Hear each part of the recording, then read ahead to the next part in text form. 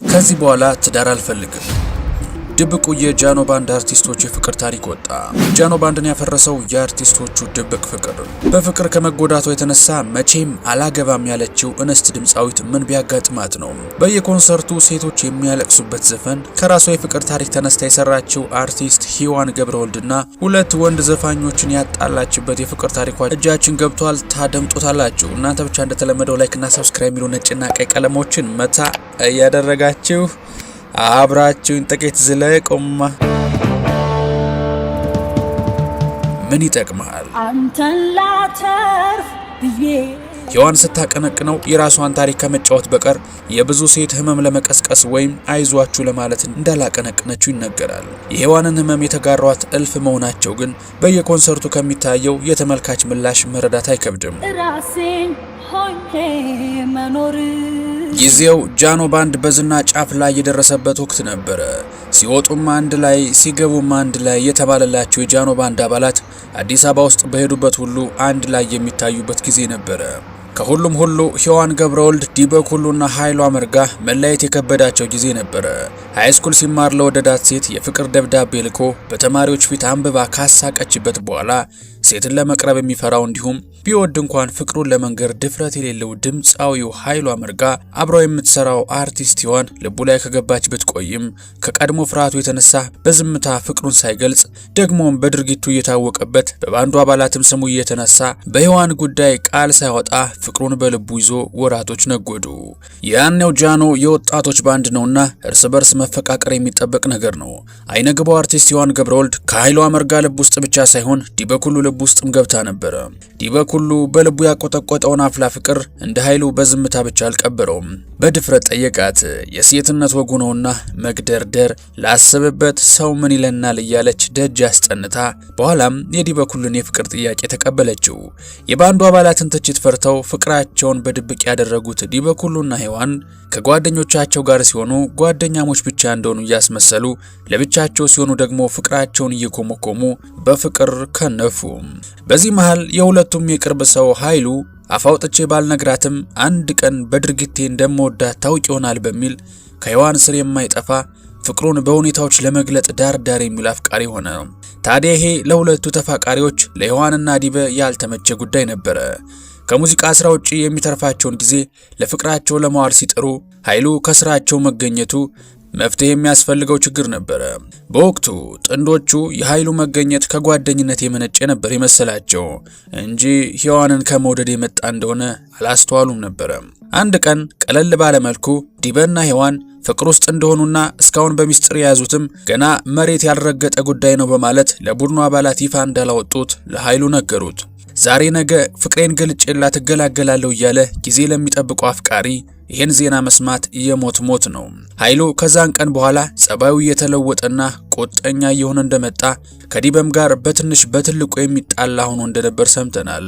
ጥላቸው በረባ ባረባው ከመሆኑ በላይ ድግግሞሹ በባንዱ አባላት መሃል ጥያቄ ፈጠረ።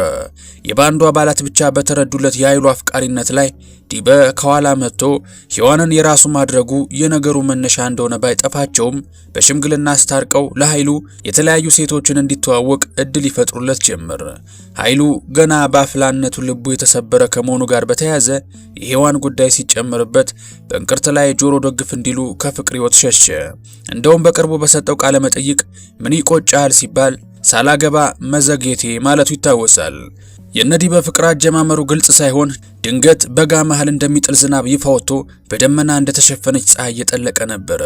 ይህ ግን ሔዋንን በእጅጉ ዋጋ ያስከፈላት ጉዳይ ነበር። ዲበ ደስተኛ ሆኖ እንዲታይና በባንድ ውስጥ በነበረው ትልቅ ሚና ከፍቅራቸው መደብዘዝ ጋር እንዳይያያዝ ህመሟን ችላ ምንም እንዳልተፈጠረ መቀጠል ግድ ሆኖባት ነበር። በወቅቱ ከስራዋ በዘለለ ከሀሌሉያ ውጪ ማንንም በቅርበት ለማናገር ፍቃደኛ ያልነበረችበትና የሙያ አጋሯና ጓደኛዋ አርቲስት ሀሌሉያ ብቻ ብሶቷ እንደተካፈለቻት ሰምተናል። በዘፈኗም አንተን ላድን እኔ ተቀጣው እያለች ስታንጎራጉር ህመሟን በሙሉ እንደገለጸችበትና ከዲበ ጋር የነበራትን የአንድ ሰሞን አበባ ፍቅር የሚያውቁ ሁሉ ህመሟን አንድም ሳትደብቅ እንደዘፈነችው ይስማማሉ።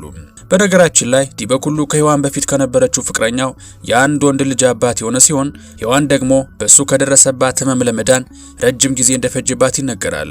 እንግዲህ ከጃኖ መፍረስ በኋላ ዲበ የባንዱ አባላት ሲጠቀሙበት የነበረውን የዩቲዩብ ቻናል ወደ ራሱ ስም በማዞሩ ለብዙዎች ጥያቄን የፈጠረ ጉዳይ ነበር። ታዲያ ከዚያ አይኑ ላይ ከከሰመ ፍቅር አገግሞ በቅርቡ አልበሙን የለቀቀው ኃይሉ የሱን ስራዎች ከዩቲዩብ ገጹ እንዲያጠፋለት ዲበን መጠየቁና ዲበ ኩሉ የኃይሉን ሙዚቃዎች በማውረድ ኃይሉ በራሱ ገጽ የራሱን ስራዎች እንዲጭን ማድረጉንም መግለጹ ይታወሳል።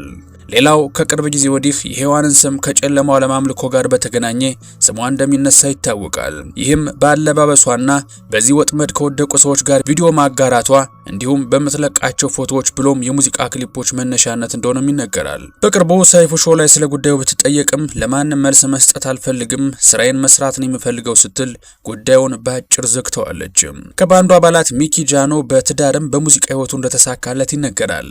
ጓደኝነትና ወንድምነቱ ባንድ ውስጥ ላሉ ሁሉ እኩል እንደሆነና የሚወደድም የሚፈራ ወንድምም እንደነበር ይናገራሉ።